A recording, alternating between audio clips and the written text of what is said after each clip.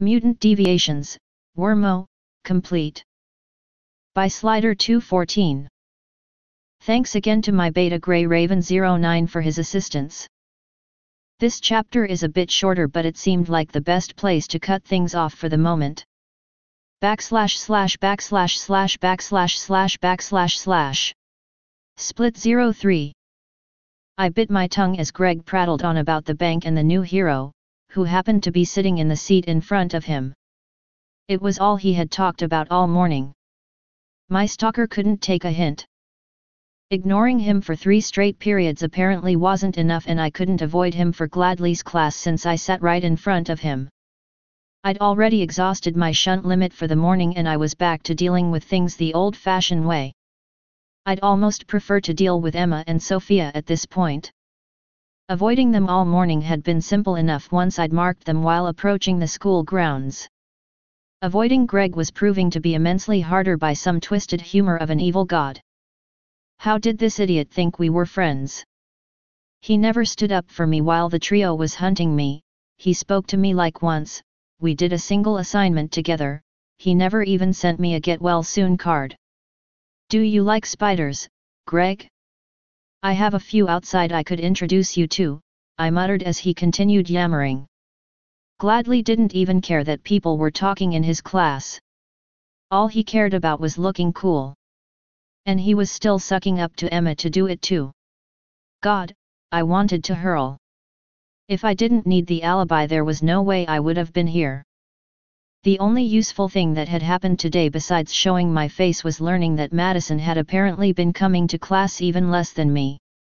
I was going to have to check on her soon to make sure I hadn't sent bugs to get rid of her by accident. I didn't think I had, but my control hadn't been exactly perfect in the first few days, so it was possible. I took a while to figure out the sub-controller effect, and if I had accidentally set a cluster on attack and they wandered outside my range, yeah, I'd have to check on her. Damn it. And then Vista started to comment too. I got into this argument with someone going by specific protagonist afterwards. She's really annoying. Total Cape groupie. Pervert too, like you wouldn't believe. I clenched my teeth and steadfastly ignored the smirk that Sophia sent back my way. Apparently she'd realized that I had been avoiding her and was taking what little pleasure she could in Greg's antics, pissing me off in her stead. It wouldn't keep her for long, but it would likely satisfy her for the class. In the meantime, I needed to hit something to drown Greg out. I nearly cried in relief when finally a group of gangbangers entered my swarm's range. This day of horror wasn't a total waste. 12 blocks out, 5 Empire 88 members were roughing up a young Asian couple. I wish I could say I was surprised, but unfortunately it really wasn't anything new. Not around Winslow, where the gangs could basically recruit in the open. I tuned Greg out and focused on drawing my swarm towards the alley. This day was going to be productive, or so help me, I was going to hurt someone in this horrible place just to make the jitters go away. Hive coalesced into being at the mouth of the alley as I gathered hornets, spiders, ants, and roaches into a nice person-shaped form. It didn't exactly look like me, but that wasn't important. It was probably a good thing that it didn't look like me anyway. I made Hive about 5'6" and kept the eye sockets sunken in, hollow voids showing the mass of flies and hornets at the back of her head. Her arms were formed of lynx spiders while most of the legs were made of roaches. All in all, I was quite proud of my creation. It could even run and stay mostly intact. The gangbangers were less impressed. The first one to notice Hive took one look and started screaming his head off. What the fucking shit is that? Holy fuck. Johnson. Call the boss. Call the boss. Cape, Cape. Then he drew his gun and actually shot me. Some of the spiders making up Hive's torso were blown away by the pistol, leaving a few holes in the main body. My puppet looked down at the bullet wounds, raised a hand to touch at them, and then looked back up at the gangbanger. I had a few bugs in the head move to imitate a mouth, and she grimaced while the torso filled back in. Really? Hive asked through the swarm. You know this doesn't hurt me, right? I can just reform with more bugs. I was getting so good at talking through my bugs. Shoot her again. Shoot her, you stupid fucks. It was a different member of the gang that shouted this time, though apparently all of them were stupid enough to listen as each of the 5 pulled out pistols and started shooting at me. Hive just sighed and motioned for the couple to hurry away behind the idiots' backs. Apparently they were way ahead of me though, since they had already gotten up and were running for the other end of the alley. What part of I can reform do you not understand? Hive asked. Just for shits and giggles, she flowed from her spot at the mouth of the alley to reform as just a torso of flyers directly in front of one of the gang members. Her legs caught up a moment later and flowed back up to rejoin the mass. And what if that had hurt me? Do you really want to be targeted for death for killing a new cape? For all you know, I could be on Kaiser's recruitment list. That actually caused the idiots to stop shooting at me and lower their guns. Are you? I mean, we usually only take whites, but, well, you're bugs, right? If you were white before you changed, that might be enough. My real body blinked and I had to suppress a snort of laughter. Thankfully Gladly was too busy trying to play off of something Emma had said to comment on it. Hive reached up to point at her chest, then the gangbanger. Let me put it to you like this, buddy. I am what you are. Fucking vermin. The guy's eyes narrowed. What did you call me? I heard the whine of a motorcycle off in the distance, drawing closer. Excellent. Time to wrap this up. You heard me. Vermin. Tell Kaiser to watch his back. Tell the ABB to watch their backs. Tell the merchants to watch theirs too. I'm coming for you all. Get off of my streets and get out of my city. Hive broke up and swarmed over the gang members. The hornets stung at exposed skin while the spiders wrapped webs around their ankles tripped the 2 who tried to run. One idiot kept firing blindly into the air. I took care of that after his second shot once I managed to get a wasp onto his finger and sting him. He dropped the gun real fast after that. Barely 20 seconds after I started my offensive, all 5 of them were on the ground and well on their way to being cocooned in webbing. As I finished tying the bad guys up, the motorcycle pulled to a stop at the end of the alley and one of the Protectorate capes casually got off, Miss Militia it looked like. I figured she would probably have been in more of a hurry, if it wasn't clear that the attackers were already laid out on the concrete. Her rather large machine gun was a fairly decent deterrent, that should keep these idiots in line. Swarm? Was this your handiwork? Miss Militia called out. While she wasn't quite adversarial, there was a bit of an edge to her tone. I pulled the spiders off of the gang members and grouped my bugs back together, reforming Hive. Yup, this was me. Hello, ma'am. It's a pleasure to meet you in person. I'd shake your hand, but, well, that's a bit hard for me. She looked between Hive and the moaning E88 guys. Shouldering her weapon, she nodded down to the men. Will they be all right? Unless one of them has a wasp or bee allergy, they'll be fine. If they do, there's an EpiPen on top of the garbage bin to your left. I always travel with a few just in case. Miss Militia's gun turned into a large knife which she sheathed on her belt. Well, in that case, job well done. Thanks. Also, I go by Hive. It seemed a bit more appropriate than Swarm. Swarm just sounds evilly. She blinked at that and I could almost see the smile behind her bandana. Actually, I probably could see the smile if I snuck a bug into the right angle. I would have said that Hive sounds more like a villain, but it's your choice, of course. So, the rumors were true then? Your body is formed out of the insects? Panacea was rather tight-lipped about it. I asked her to keep it quiet, but yes. My trigger was traumatic, to say the least. This is the best I can do for the moment. One day I might be able to get a bit more solid, but for now, this works. You remember events before your trigger? Yes? Should I not? Miss Militia paused, then just shook her head. It's nothing, I was just curious. Damn. I knew there was stuff missing from Fo. I should have grilled Amy for more info. Okay. So, do you mind taking these guys in? Again, kinda hard being like this. I'll call for a pickup. Would you like to ride with us to the PRT building? Or perhaps the rig? I can show you around. We can introduce you to some of the other personnel, see if perhaps you'd be interested in working with the Protectorate, or maybe the wards, she asked, lifting an eyebrow. Wow, she was good. Is it the height? You're right, by the way. I would be a ward. But no thank you. I'm going to skip that. Are you certain? This city is not very pleasant for independents who try to go it alone.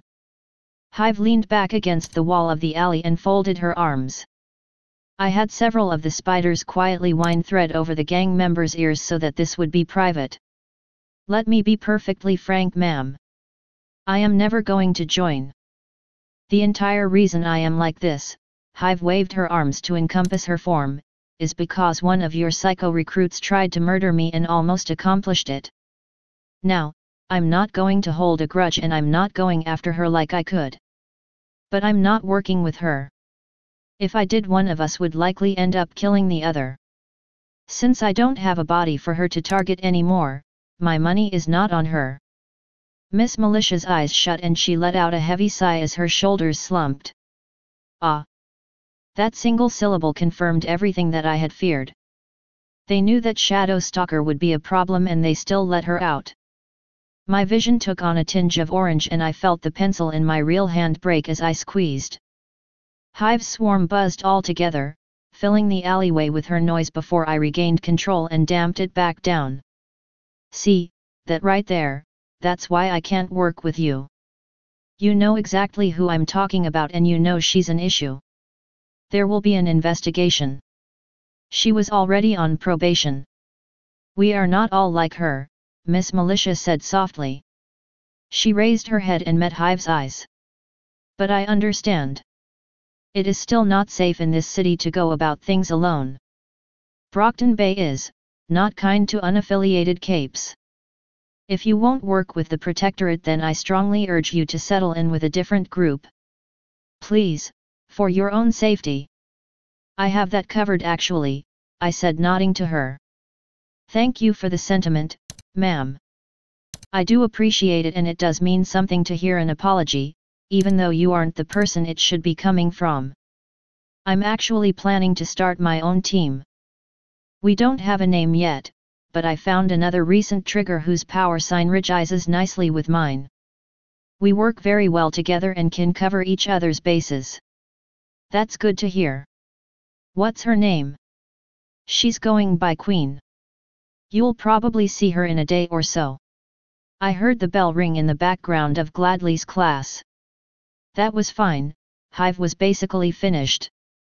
I have to go. Thanks for the assistance and thanks again for the concern, Miss Militia. It really was nice to meet you. See you around the bay. With a wave, Hive's swarm dispersed and took to the skies around the alley. I kept a bug near Militia as I drew most of the swarm back towards the school. Just before I got my books to leave the classroom, I heard her grab her phone and call the PRT. Director? We need to talk about Shadow Stalker. I believe there's been a rather grievous incident. I recalled the bug on Militia and grabbed my bag, standing. Greg was still blabbing behind me, but in front of me Sophia turned to look at me. Her face was covered in a shit-eating grin. I smiled right back at her, mine hungry like a predator. Have fun with your bosses, Sophia. Have fun. // I whistled as I started the walk home. All in all, it had been a fairly good day so far. Yes, I came close to dragging the tapeworm out of Emily and using it to strangle Greg, but hey, we all have our weak moments, right? And I didn't end up doing it anyway. Plus, I'd successfully managed to avoid Emma and Sophia the entire day while still getting Sophia in trouble and keeping the heat off of me. Would the PRT start looking into the locker thing back in January? Maybe. That was pretty far back for them to delve though, since they thought that Hive was a new trigger, and even if they did, I had played up the whole can't be human thing so effectively while Taylor was sitting in class being a good little student. So I doubted that they'd jump straight to me being the prime suspect. Sure, they could suspect I was the master that I actually was, but why go for complicated when simple was right there? Now to just check and make sure I hadn't killed Madison by accident and I'd be golden for the day. Of course, if I had killed Madison by accident, then I had probably screwed myself by talking with militia and setting them on to Sophia. Oh well, beggars can't be choosers. If push came to shove, I could hide out with Amy while she smuggled me out of the city. Probably. She'd do that, right? I frowned and stopped to lean against the nearby wall. I took a breath and examined my last few thoughts again. God damn it, not again. I'd pushed the shunt too far with Greg this morning and I was still dealing with the backlash. Riding the annoyance high with Miss Militia earlier, and now the happy high with a job well done at the moment. A high that was apparently good enough to cut through my paranoia about my father finding out about me through the PRT scrutiny. Fan-fucking-tastic. Sometimes I hate my powers. I really need to figure out the limits on this stupid emotion shunt before I get myself into trouble that I can't pull back out of. Shaking my head, I tried to focus in on the priorities and push through the emotional overload. At least there was very little chance of me messing things up with Madison, even if I was still riding a roller coaster. What was the worst that could happen? I could freak out when I see her and go all carry on her, I muttered to myself. Maybe I should wait. No, I need to know if I should be running for the hills or not. Stupid powers. It took me an extra half hour to get to Madison's home, and by then I had gotten enough of a handle on myself that I was reasonably certain I was mostly back to normal. Or at least normal enough that I could function without getting into trouble. I stayed away from her house proper. I stayed away from her street actually. I walked down about 4 blocks away to give myself enough distance that nobody should be noticing me.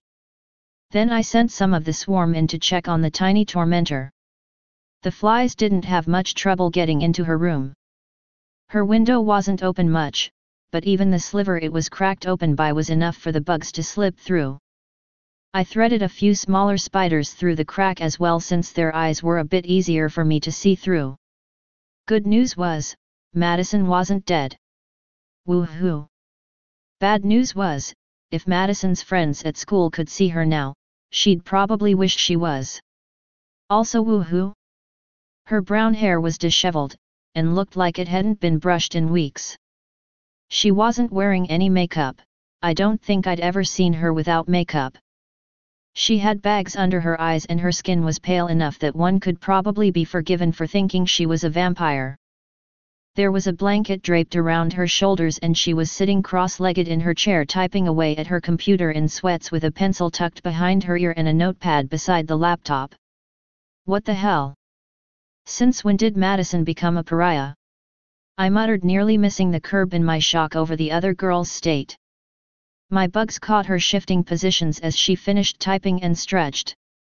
So, Hive has issues with the PRT then? Good for her. If they can keep people like Sophia, it's better that she doesn't join up with them. Nobody should have to be anywhere near the psychopath. I should have stayed here to begin with. I should have fought harder.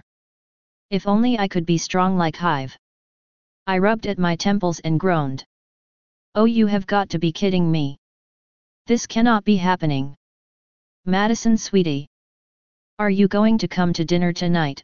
A voice shouted from inside the house. Can I eat up here, Mom? She shouted back. You've eaten in your room for the past 3 days. You will eat with us tonight. Madison hunched in on herself and wrung her hands.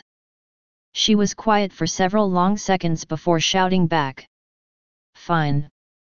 Give me 5 minutes to close down my chats with my friends. 5 minutes. Okay, she twisted back to the laptop and started typing again. Message all _seeing _ I with thanks for the protectorate passwords, messaged string girl to confirm the game at 10 tonight, and message void _cowboy to shove Hive's official confirmation of being a swarm in his face. On link sent. Okay. Done. I'll be down in a moment, Mom. I pulled back in my attention, trying and failing to contain my annoyance. When the hell did the world go insane? When did Madison become a shut-in computer nerd who was apparently my biggest fan and despised Sophia almost as much as me? I couldn't deal with this right now. I had other things to worry about. Like how in the hell I was supposed to go out and deal with gangs as both Queen and Hive at the same time. Yeah, that was going to be a fun day tomorrow. Before I walked off though, I paused, a thought flashing through my mind. Queen and Hive would need a base of operations. And if Madison was a fan, maybe I should put her to work, make her do something for me for once. Smirking, I set my bugs to grabbing for her notepad as she went down to dinner with her family. Hello, Madison. I hear you enjoy my work. Perhaps you would know of a few locations I could use for a base in the future? I find myself in need of accommodations in the near future. If you wish to send to something my way, here is my handle. Watchbug, aka Hive. //////////// Hello, Taylor, my father said as I closed the front door to our home. A chill went through my spine and I clamped down on my reflexive shiver. I reached for the shunt out of reflex. It was back. Thank God. I shoved my anxiety into the swarm and nodded to Danny. Hey, Dad. How was your day? I moved into the kitchen and grabbed a bottle of juice while moving a fly onto his shoulder to keep an eye on him. Productive. Yours. School, so same as always. Greg is obsessed with capes again. Nothing new. I'm kinda tired. I'm just going to go up and do some homework then go to bed, okay? My father leaned forward from his place at the desk in the living room and set his papers to the side. Your friend is the one that is fairly knowledgeable about most of the capes in the Bay, isn't he? I bit back my first reply and had to cut off my second one as well. I should have gone with something about Sophia or Emma. He never cared about the bullying and that would have let me get away easily enough. Greg is not my friend, Dad. I've told you this. He just sits near me. He's annoying. Nothing more. Yes, you did mention that. My father leaned back and ran his fingers over his temple. I'm sorry, it's been a long day and I have a large headache. Tell me, Taylor, did your friend say anything about the new cape? I heard that she was a bug user. Someone on FO seems to think she's made of bugs actually. That's what Greg was saying. I don't know anything, Dad. You know I stay away from that stuff. Can I go do my homework now? Please just let me do my homework. Please. My shunt was running out of time. I'd pushed too hard today. I needed to get out of here. Of course, of course. Have a nice night, Taylor. Yeah, you too, Dad. He was already bent back over his paperwork with his phone in hand as I scurried up the stairs. I shut my door and collapsed onto my bed as I listened with the fly's senses. Yes, yes, get more info on Hive. See if we can co-opt her. From the reports it doesn't look like she's amenable to the protectorate, so if we can get into her good graces we might be able to step into that gap before it closes. Yes, I heard that there was going to be a second cape. From what I can see, we have a small chance of recruiting them both. But you need to move carefully. Very carefully. In addition, I need you to make sure that we get the operation set up for the transport. They should be moving the bird in about 2 weeks. I want everything to go smoothly. The bank was a problem. Redeem yourself or you may become more trouble than you are worth. I don't have to play at having two lives forever, and you know far too much to be allowed to roam free if I give up this charade permanently. Remember, your usefulness ends when I say it does. Have a pleasant night. My father hung up the phone and I pulled the pillow over my head, forcing down the urge to cry. We all take orders from someone indeed. It sounded like Tattletale was just as trapped as I was. At least in my case though, the executioner didn't realize that he had the noose around my neck. I needed to get out of this house. I couldn't keep doing this. // And, as many have guessed, there's not much point in staying coy about it. Yes, Danny is the local equivalent of Coil. His power is not quite the same as Calvert's, though it is in a very similar vein.